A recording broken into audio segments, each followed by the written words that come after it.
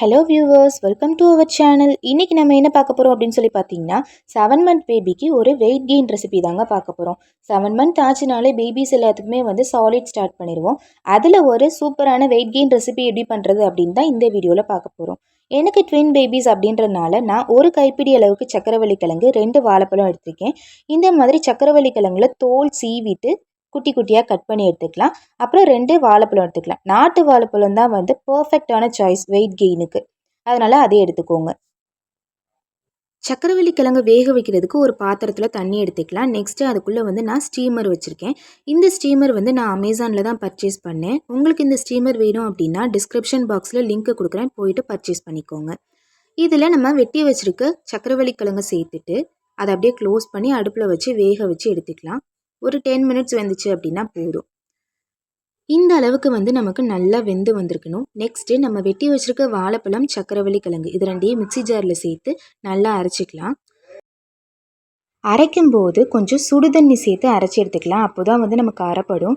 அரைச்சி எடுத்ததை இந்த மாதிரி ஸ்டெயினர் யூஸ் பண்ணி ஸ்டெயின் பண்ணிக்கலாம். ஏன் அப்படின்னா சக்கரவள்ளி கிழங்குல ஒரு நார் மாதிரி இருக்கும். அந்த நார் குழந்தைங்களுக்கு செரிக்காது. அதனால் இந்த மாதிரி ஸ்டெயின் பண்ணி எடுத்துட்டோம் அப்படின்னா குழந்தைங்க ஈஸியாக சாப்பிடுவாங்க. சீக்கிரமே டைஜஸ்ட் ஆகிடும். நெக்ஸ்ட்டு நமக்கு இது ரொம்ப கெட்டியாக இருக்கிறனால கொஞ்சம் சுடுதண்ணி ஊற்றி கலந்துக்கலாம். ஒரு ஸ்மூத்தி கன்சிஸ்டன்சிக்கு கொண்டு வந்துக்கலாம்.